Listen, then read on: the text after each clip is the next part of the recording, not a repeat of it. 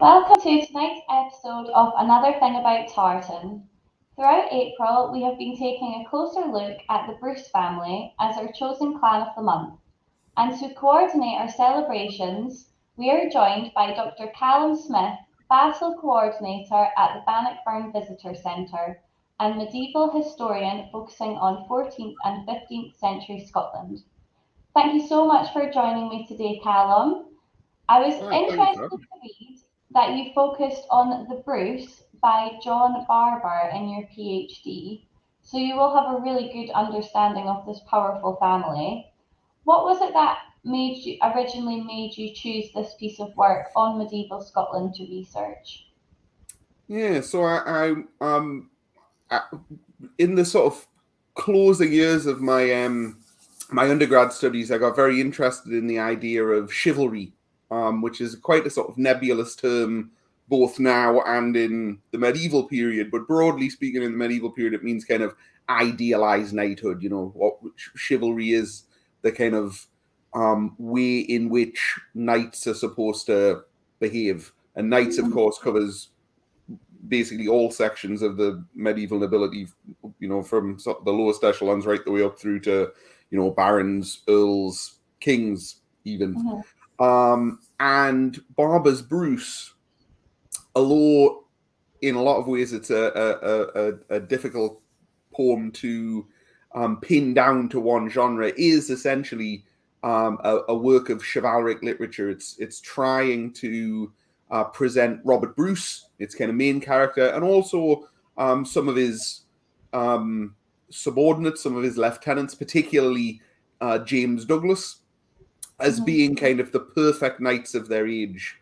Um, and what drew me into the PhD, what the point of my PhD research was, at the end of the day, was trying to understand how Barber presents these, particularly those two figures, Bruce and Douglas, but also various others of Mhm. his heroes, as the perfect knight, as the ideal knight, and what that tells us about how Scots at the time that Barber was writing in the 1370s understood chivalry.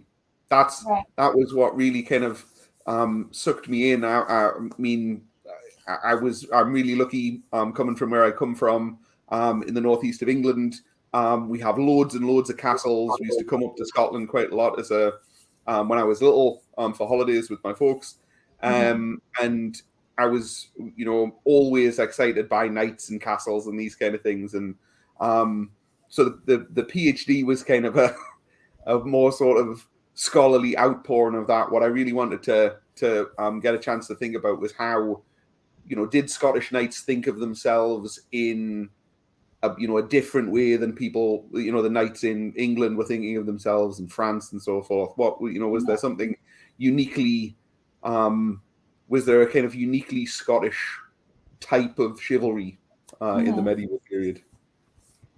Okay, that's very interesting. It's not something I've really read into very much, so it's cool to listen to. Hmm. And judging by your accent, you aren't originally from Scotland. So can you tell me how you came to be so interested in Scottish history?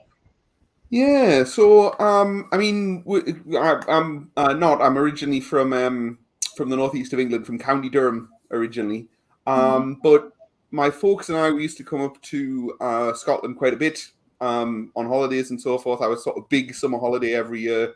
Yeah. Was always to the Isle of Arran on the west Okay, coast, yeah. um, where there is one of several of the sort of king's caves. You know, the caves where Bruce is, uh, Yeah. by tradition, supposed to have seen his spider. So I'd had sort of little, and we've been to lots of Scottish castles and Scottish stately homes, and so I'd picked up little bits and pieces of Scottish history um, over the years. But back in 2005, I was starting uni, and I decided I was going to do history because that was what I was best at school, really. And I moved up to Edinburgh to do that, and I decided that I would do their sort of specialist Scottish history course. I think it was called Scottish History One or Scottish History One A, I think. Um, and it covered, in theory, a period from about 3000 BC. You know, the sort of first Neolithic settlers or whatever sort of arriving in Scotland, right the way through to the Act of Union. Of course, we covered the first few thousand years of that in the first week. And it was really just, it was on a whim. It was just because I was up in Edinburgh and it was my first time to sort of study Scottish history in anything other than just a kind of, you know, informal going to a castle or going to a museum sort of way. And I was really lucky. The first two lecturers on that course, the first one was a guy called James Fraser, who now teaches at Guelph University. And he was great, really entertaining, enthusiastic, you know, really knowledgeable guy. And then the second lecturer on that course was a guy called Steve Boardman, who eventually went on to be my PhD supervisor. And again, he was really funny, you know, but really kind of incisive with it, very much knew his stuff and was just so passionate about it. Really made this stuff kind of live and breathe, really. He was great. And so it was the kind of inspiration of this really fantastic first year course that kind of drew me in. And I kept doing bits of sort of medieval stuff and bits of Scottish stuff as and where I could all through through undergrad, and then stayed on for the masters and the PhD. And now obviously I'm at Bannockburn doing this day in, day out. Yeah. Wow. So you really just fell into it then, just through a love of history then. That's very cool. Yeah. And you also write a blog, Night of the Two L's, where you continue to share your passion for Scottish history, with your most recent post focusing on Christina McCrory in relation to International Women's Day. What made you start your blog, and were there any other Scottish historians you were inspired by? Yeah, so I threatened to do the blog for the longest time. So what I used to do was, way back when I was doing my PhD, I started out, I don't really know why I started doing this. It was just, again, kind of a whim. But I used to do sort of on this day posts on my personal Facebook page, and they started out as just little preliminary things, and then, you know, a little sort of, you know, cursory little, just such and so, you know, a parliament was held at somewhere on this day, or, you know, the Battle of Bannockburn was fought, or the Battle of Tartan, or whatever it may be. And then people would then comment under it, you know, just my pals. And so I started putting more and more information in this, and eventually it came to a point where there were great big mammoth sort of, you know, semi-essay length posts on Facebook that I don't think many people were really reading anymore. And, you know, I talked for, you know, it reached a point where they were getting so substantial. Quite a few of my friends were saying, well, you know, why don't you put it on a blog? Like, you know, just, and I had said, oh yeah, that would be a good idea. And then, it was at a time when I was doing the PhD, and, you know, anything even closely related to work that wasn't a PhD at the time just made you feel tremendously guilty. So I just kind of put it off and put it off and put it off. And then I finished the PhD, started working at Bannockburn. I was really lucky. I basically stepped out of the PhD into Bannockburn, and I had so at my then boss, the property manager, Scott McMaster, had seen I had been doing these things on Facebook, and he had suggested that maybe I could do something similar for Bannockburn. And so I started doing sort of on this day posts for Bannockburn social media, which we still do to this day. And that was also great. But, I mean, my PhD looked at both Barbara's Bruce and Harry's Wallace. So Barbara's Bruce produced in the 1370s, Harry's Wallace produced actually in the 1470s.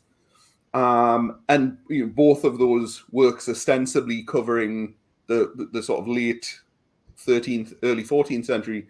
So there was a lot of history that I was interested in and that I had things to say about that I couldn't realistically talk about on the Bannockburn page. We were trying to limit ourselves to things related to Bannockburn, or at least things related to Robert the Bruce. And so eventually I just kind of cracked one day and decided, well, if I want to talk about these things, maybe I'll finally bite the bullet and start this blog. And I'm really gratified that so many people seem to really like the blog and the stuff that I do. And it's always really exciting when, people like yourself find out about it, and it has led to being able to do lots of other, interesting connected things. But really still to this day, it's really just kind of scratching that itch of having things that I want to talk about.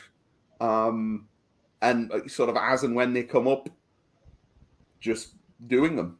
And it's been really nice to be able to do things like the International Women's Day posts, and we've done Mother's Day posts. We've done the first one ever was a Three Kings post where I picked three kings who had an association with the Epiphany, because that was I started it on the first ever post went out on a New Year's Day, because it became a sort of New Year's resolution that I was going to start this blog. And so the first sort of substantial post was three. I forget now who the three kings even were. One of them was Richard II, who I think is born on the 6th of January. I could be wrong about that. But yeah, so doing those more thematic ones is really nice, because again, it just, as much as anything, it gives me an opportunity to kind of look at things in a slightly different way, Yeah, definitely. It has been interesting to me, because obviously, in theory, I know this stuff already, but actually one of the things that has happened now that I know that lots of people read it, and lots of people from different backgrounds and so forth read it, it's actually forced me now to not just try and rely on my memory or half-baked things that I've heard somewhere, but actually, do genuine research for it. Yeah, and I should probably in terms of inspiration, I've been really fortunate to have gotten to know over the course of the PhD a lot of the folks involved in Dig-It, which is an archaeology themed project organized by the Society of Antiquaries of Scotland. They have been great in terms of doing kind of blogging things and lots of social media things through them. I also got to know a lot of the folks at the Scottish Heritage social media group, who again have been they're kind of semi-formal group of people who are involved in doing social media for various Scottish Heritage projects, who have been really good at helping people to network, to meet other people who work in Scottish Heritage and who do stuff online with Scottish Heritage, and Dig-It as a project, and a lot of the people who I've met through the Scottish Heritage social media group have been a huge influence on the blog, and have been sort of tremendously supportive, and have really helped me shape it into something that is not just me kind of ranting into the air about the various things that I think are important about Scottish history. Oh no, that's so amazing. Yeah, so it's given you a bit more structure with what you're writing, and it's so nice that you're able to then go and do further research on something that you're so passionate about. Yeah, no, it's great. I mean, there's a really nice kind of online community of Scottish historians and people who work in Scottish Heritage, a lot of whom I have either gotten to know through things like the Scottish Heritage social media group, or else who have stumbled across, one of my blog posts that is about something that they're interested in or that they, know about, and that they've been in touch to, say, that this is also something that I'm interested in, kind of. Yeah. So yeah, there's a quite a, I have to say, I know social media gets a bad rap for for strangers interacting with things, but actually there is a really nice, especially on Twitter, quite a nice kind of Scottish history and Scottish heritage community out there. Yeah, no, it's nice because it gives you the opportunity to meet people, even if it is virtually, people that share similar interests to you. When it is Yeah, quite niche, Scottish history is not like not everyone everywhere is interested by Scottish history. So, no, that is yeah. very cool. And you also have a YouTube channel on which you focus on the Battle of Bannockburn. Was it important to you to create a visual extension to the blog? And how have the videos been received? And do you see the channel growing in the future? Yeah, so the YouTube channel very much started as a kind of outworking of the blog. Uh-huh. I in fact I might need to check the dates. It had either been I think I'd only been doing the blog for 1 year. I might remember I said I started on the sort of new year, Yeah, and so I think it was only 1 year. It might have been two, but it was a similar sort of thing. It hit that kind of end of the year period, uh-huh. and so one of the kind of limitations of the blog, because a lot of it is sort of on this day stuff, is that usually once you've done a on this day this thing happened kind of a post, Mm, it's hard to sort of return to that. You might return to similar themes, or you might do other bits of that person's life, or the other bits of the war that battle was part of, and so forth. mm, But it's hard to. I mean, I say that, and I have absolutely done. There are some blog posts that are such and such an event or such and such a person revisited, and so yeah, forth, because I would like to think that my work is coming on a bit, and certainly I do change my mind sometimes about things. Sometimes you read something new from yeah, somebody, and it does change your mind about something that you were fairly sort of adamant about. But what I wanted the YouTube channel to be was, an opportunity to do that in maybe little, slightly more sort of bite-sized chunks. yeah, Um, and to some extent a little bit less formally. I mean, I try not to make the blog, I don't think it's too scholarly by any stretch of the imagination, but some of these are quite substantial, you know bits of writing that, even if you don't think the actual contents is all that substantial, it'll still take you a while to work your way through it. Whereas, often people are a little bit more willing to sit through a 7-minute YouTube video than they are to read a great big long screed of text. mm, The other, and I mean, the Bannockburn thing came about because, of course, in the first year of the blog, see this, I'm pretty sure this is why it was only sort of 1 year into the blog that I started it. Because so in the first year of the blog for Bannockburn, for the 2 days, I did a big 2-part blog post, running you through the sort of build up and the first day of the battle on the 23rd, and then a thing mm, on the second day of the battle and the aftermath on the 24th. right, And so, because Bannockburn obviously is a very important moment in Scottish history, and because obviously it relates a lot to what I do day to day, I decided yeah, I wanted to do something different, something new than just rehashing the previous year's yeah, um, uh, article, or worse, just resharing it and not actually doing anything new for the yeah, anniversary. And because, of course, I work at the centre, so I'm actually through kind of on the landscape where the action happens. It was yeah, also an opportunity to actually do something a little bit more. My first ever, what's the term? Location filming. I actually went down to Milton Ford, where the English crossed the Bannockburn on the first day, pretty close to where the famous sort of face-off between Bruce and Doboon happens. So it was really an opportunity to do things that were not entirely different than what I'd been doing on the blog, but just to sort of shake things up a little bit and do things that were more interesting and challenge myself a little bit. I suppose. And so, I mean, one of the biggest challenges that I have found with it is, strangely, is sort of finding the time to do it, and especially.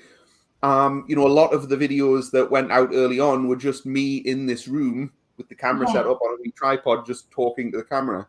And I'd like to think that what I was saying was interesting, but all the videos then end up kind of being somewhat similar. And I think the most effective videos were the Bannockburn things, where we were doing things slightly differently and we were out at the ford and so forth. So that really is what I would like to try and turn the YouTube channel into.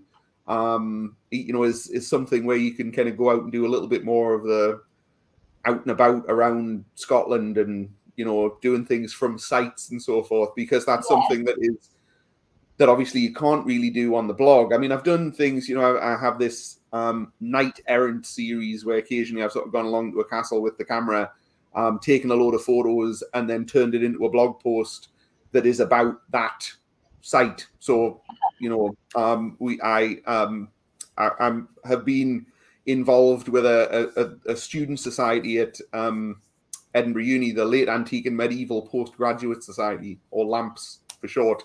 We did a visit to Alnwick Castle one year, and so I took my camera and took loads of photos while we were there, and then turned that into one of these knight errant blogs. So I have done sort of travel writing-y type blog posts, but I think it was much more effective when you can actually, you have somebody on the site holding a camera, giving you that little bit of information, and giving you, a perspective that is maybe a little bit more specialist than you would get, if you in sort of static interpretation on a site. And I would like to think that one of the things that working at Bannockburn for so long has helped do is that it has given me a little bit more of a sense of how to pitch that, more specialist than, the average bear, but not so sort of, stern and scholarly and, needlessly detailed that actually there's only kind of 3 people in the world that would be all that interested in what you've got to say, because it's so kind of esoteric and dense. It's hard to just kind of find that balance, isn't it? And then you don't want to stray too far away from what you are actually interested in order to just get a better following. Then it becomes less enjoyable, doesn't it? Yeah. And I mean, that has been the thing kind of all the way through doing the blog and everything, is that, I like I say, I'm enormously grateful for all of the people who read the blog and leave comments and, like things on social media and so forth. And it's immensely gratifying to find that all of these people do actually like this stuff. But I can honestly say I've never sort of gone out wanting to sort of build a following or something, or make a brand.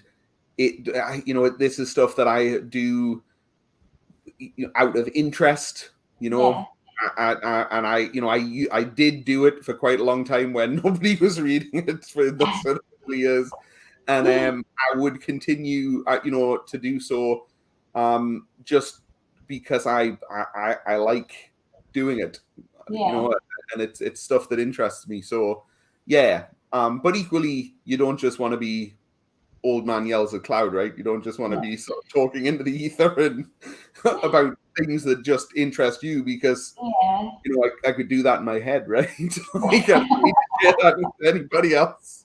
It's got to be something that other people want to participate in if you're going to make it available, I suppose. Yeah, exactly. No, it's so true. So another cool thing that I read that you did was you worked as a historical advisor on the film Outlaw King, which must have been a really cool experience. So can you tell us how this came about and what the role involved? Yeah. When the film crew came over to start work on Outlaw King, they visited the centre and they had spoken to the then property manager, Scott McMaster, the same guy who gave me the job at Bannockburn originally, and had got him on board as one of the historical advisors. And at first, um, whenever they were sort of coming to Scott with questions that he maybe didn't know the answer, or that he would have to kind of otherwise hunt out, what he had been doing was he'd just been asking me, and they're all so for a while I was getting all of these like quite esoteric, not kind of obviously Bannockburn related but very much Bruce related questions from Scott, and I didn't think too much of it. I think I was thinking, oh, maybe we're going to get some new interpretation, or maybe there's a project coming up, who knows. But I mean, day to day, if somebody asks me questions about Scottish medieval history, I usually just kind of I'm glad that somebody's asked, and we'll just answer away. Yeah. But anyway, it came to a point where he came and asked me about the Battle of Loudon Hill, what happened at the Battle of Loudon Hill, which you might remember, that's the sort of climactic battle scene at the end of Yeah. the film. And as it happens, in terms of sort of any kind of sense of the tactics that the Scots used, or the sort of details of how the battle was fought, the only source that really gives us or offers any insight into that is the Bruce, is Barber's Bruce, which of course I did my my PhD on. Yeah. So I had loads of information to give them about how does the battle plan work, or how does Barber claim the battle plan worked. Obviously, Barber is writing quite a bit later, so we have to be a little bit skeptical about saying wholeheartedly that what he's telling us is what Bruce did. But he's the only source that gives us that inkling. And anyway, when I sort of enthused about all of the things we can say about Barber's Barber's account of the confrontation, Scott basically said, look, for the last few weeks or months or whatever it was, I've been working on with the folks from Outlaw King as a historical advisor. If you can draw us up a wee battle plan and a wee document that says who's supposed to be there, and who's not supposed to be there, and how does the battle go down? Yeah. Because seemingly nobody else could come up with this stuff. He said, if you like, give me all that stuff, I'll talk to them and see if we can't bring you on board as one of the advisors. And so I very much again enthusiastically threw myself into it, because what an exciting opportunity. And sadly, I never got to meet Chris Pine. But we usually what would happen was I would get sort of odd phone calls, often at strange hours of the day, again from the set, with very, very specific questions about, we're doing a feast scene, who should be sitting where, or and often sort of very much off the cuff stuff, often sort of material culture questions, which, to be honest, sometimes even foxed me. Sometimes that I had to say, I'll kind of call you back, and because they were coming at all sorts of weird and wonderful times. Sometimes I would be out somewhere, or out with people who I wasn't supposed to be telling that I was doing this. Yeah. Well, no, I'll look it up and get back to you in a wee while.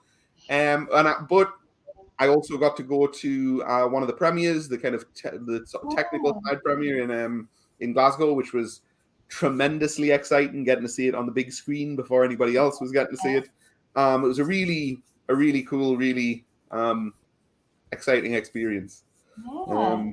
And definitely not something that I expected to be doing back when I first applied for the job at Bannockburn back in 2016. God, that is crazy, but a very cool opportunity for you, definitely. Yeah. And obviously, as you've mentioned, you're currently working at the Bannockburn Visitor Centre as a battle coordinator, which is quite an unusual job title. So, do you want to tell us what a typical day looks like for you? Yeah, so I mean, primarily our responsibility is delivering tours. It's Right. mostly sort of customer facing. Yeah, the sort of main event for anyone visiting the centre it is the exhibition space. I mean, there's lots of the site itself is all sort of freely available sort of any time. The sort of parkland where the monuments and so forth are, the famous statue and the flagpole and so forth. That's all sort of freely available to visit at any time. But in the centre itself, we have an exhibition which includes a couple of short films that tell you about the build-up to the battle, and you get kind of Scottish perspective and the English perspective on that. We then talk you through the battle as it happened on a map of the area as it would have looked in 1314. We have images in our main exhibition space displayed on all four walls, showing you scenes from the battle. Most famously, Bruce fighting against de Bohun on the first day of battle. Okay. We have arms and armor on display. We have quite a bit of written information about some of the people who were present, about the sources that help us to reconstruct the battle. And then the whole experience is wrapped up at the end by a final film that tells you a little bit about the aftermath. We also, as of last summer, we've started doing outdoor tours as well. Not sort of trekking uphill and down dale. Our outdoor tours, the regular outdoor tours, they take you from the centre up to the monument in physical terms. So you'll be lucky if you cover 200 yards, all paved, no steps, anything like that. So they are accessible. Our outdoor tours. However, rather than giving you the sort of historian's eye view that you get on an indoor tour, on the exhibition tour, the outdoor tours are designed to basically put you in Bruce's army over the course of the 2 days of the battle. So you get your time training in the Torwood before the battle. So you get to find out how Bruce's formations work. What was his plan? What was he expecting to happen on the big day? We put you on the front lines, so you get to again see Bruce facing off against de Bohun. You get to turn the English back on themselves at the south side of our rotunda, which is about as close as you can get now to standing on the front line of the Scottish army, as was on the big day. And then we take you through the second day, where you actually go down into the Carse, this sort of wide flat area down by the banks of the Bannockburn and the Pell stream. These two streams that kind of hem the English in on the big day. Lucky visitors. Sometimes you get to knock somebody interesting off his horse. When the fighting is over, you might get to loot something interesting from the battlefield or take a wealthy prisoner. So yeah, they're great fun. They're designed to make the experience a little bit more interactive, and it kind of put you in the action a little bit more. And touch wood, they've generally been very well received. Wow. No, they sound very cool, definitely. Very interactive.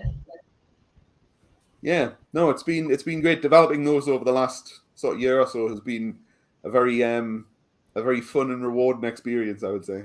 Yeah. Oh, that's funny because my next question for you was what is the most rewarding part of your job? So would you say it has been developing these experiences then? Yeah, and I mean, I really like the public facing aspect of it. I don't really think of myself as being a very kind of um, extroverted person in the grand scheme of things. Right. But it is really gratifying, I think, to see. I mean, to see people, responding to and showing an interest in Scottish history, and particularly, obviously, an area of Scottish history that I'm really interested in, sort of the early Mhm. 14th century. It's just really gratifying to see that, Yeah. and it really, especially, I think the kind of people from different backgrounds, with different interests, often coming in with different different existing levels of knowledge about Scottish history. Most people, when they come through, they're aware that there's a battle at Bannockburn. Very rarely do we find anybody who, if they know the Battle of Bannockburn happened, that they don't know that the Scots won. Lots of people have heard of Robert the Bruce, and they might know of the Spider story, but sometimes you get people who, that's it. They are remembering learning about the Spider story in a classroom 40, 50, 60 years ago, and that's been the sort of the beginning and end of their engagement with Scottish medieval history. Yeah. There are some people who come in who are really very kind of already very interested, done lots of reading on it and so forth, and this has been a thing that they're just doing to kind of because it's their first chance to actually physically be on the site and so forth, and people all the way between those two extremes, Yeah. and it's really nice to see those people enjoying being at the site, learning more, engaging with the history. It's really, I think, really gratifying for me. I think, again, especially because, obviously, playing a big role in sort of developing what we do there. Yeah. It's nice to see that what we do works, and does appeal to people regardless of their experience level or their previous level of interest and so forth. It's really nice to see that people get a lot out of it, Uh-huh. Yeah, despite actually regardless. coming Yeah. from very different places, coming at it from very different perspectives and so forth. So yeah, I really like the um, getting to interact with the visitors and seeing them enjoy this stuff. Yeah, no, that does sound very rewarding, definitely. Yeah. Especially if someone arrives and they didn't really know very much before, and then by the end of the experience they're so interested and they've learned all of this new information. That must be a really cool feeling to know that Yeah. you were involved in that. Yeah, there was a so like I say, we just started last June. It was the first time we actually started delivering the outdoor tours, and there's a moment on the first day of battle, pretty close to where the visitor centre now sits, in what was known as the New Park, where the English attack the Scots. There's just really just skirmishing on that first day, but the Uh-huh. English cross the Bannockburn. They can't spread out because of the pits and traps that Bruce has had dug between his army and the ford where the English cross. And so there's a little bit of skirmishing at the mouth of the New Park, and then the English back off. And one of the events that happens in that skirmishing is that one of the leaders of the English cavalry that attacks, Gilbert de Clare, the Earl of Gloucester, King Edward's nephew, he's knocked off his horse just by some, random Scottish spearman, probably some tenant farmer. A Uh-huh. really embarrassing moment, and it influences the decisions he makes on the second day of battle. So it's at the time that it happens on the first day, it probably doesn't feel like a big moment, but it does. It has repercussions for further back. So one of the things we do on the outdoor tour is we pick usually a kid to be the guy who knocks Gilbert off his horse. And then you sort of reflect back on that later on when we get to what happens to Gilbert on day 2. And one of the first outdoor tours I ever did, we had a fairly big group, and there was a family where I picked this young boy to be the guy who knocks Gilbert off his horse, and then we sort of got through to the end of the tour, and his, it said, thank you, and anybody questions, feel free to come back and see us at the centre. And so I started walking my way back down from the statue where the tour ends down towards the centre, and this boy's mum turned to him and said, did you enjoy that? And I just heard as I was going, he went, I knocked a guy off his horse. He was so chuffed. That's the sort of thing that I think is so kind of it kind of keeps you kind of enthusiastic about the job when you see moments like that. Yeah. Oh, that's brilliant. Yeah, definitely. And although you aren't from Scotland, you do have a Scottish surname, meaning you are connected to Clan Watson. So have you ever done any research into your family history, or do you have any interesting stories to share? So I haven't done much, or I haven't done any really investigating into my family history. I think in terms of Scottish surnames, that our most exciting connection, my grandmother's maiden name was Scott, and the Scots, of course, are a sort of big border family, particularly from the sort of 15th century onwards. But I mean, I can trace that all as far back as my grandmother's parents, my great grandparents, my mum, or my mam, as I would call her back home. She has done a little bit of research on things like ancestry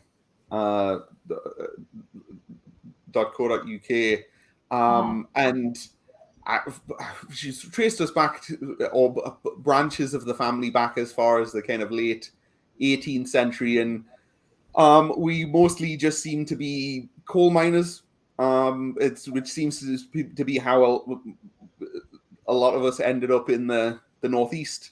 And prior to that, we had been sort of farm hands down in Somerset. There are other folks from here and there. And on my mum's father's side, my granddad, he has family from Ireland, which again, of course, a lot of Irish immigration into the northeast. In the sort of 19th and 20th centuries, the local church and the primary school that I went to when I was a kid were both St. Patrick's, with lots of Mrs. Connolly,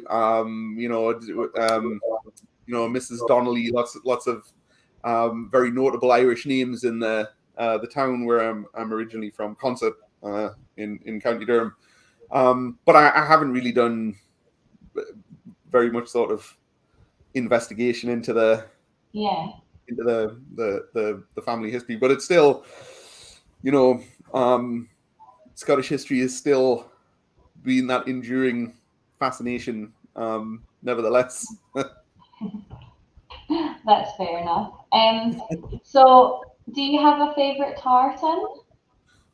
I mean, I'm afraid to say I probably have to be quite boring and probably say the Bannockburn tartan. I don't know if you've come across our Bannockburn tartan.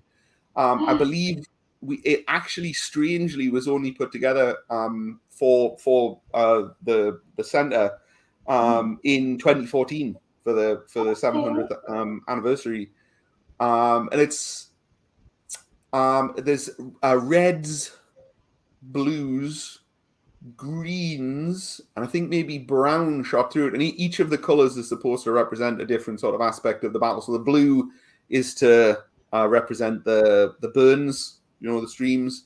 The red, I think, is supposed to be blood. I think the greens and the browns are maybe supposed to be kind of the earthy tones, reflecting kind of the area where the fighting happened. The brown actually may be the sort of mud of the burns that obviously plays a big part in the aftermath of the battle. That's probably where most of the sort of death and destruction happens. People being trampled and drowned as they flee. So it's not necessarily the happiest backstory for a tartan. And there is, I'm terrible for forgetting this. I used to know it a lot better. We used to sell scarves and so forth in the Bannockburn tartan at the centre, but it's been a while since they've been brought back in. So I guess I should stay loyal to the brand and say the the Bannockburn tartan. That's fair enough. Well, thank you so much for speaking to me this evening, Callum. It's been really interesting to listen to all of your stories. It was really interesting. And I look forward to seeing what you get up to in the future. And I hope you have a very busy summer at the Bannockburn Centre. Yeah, me too. I'm looking forward to it. Thank you. Thanks now. Bye. Bye.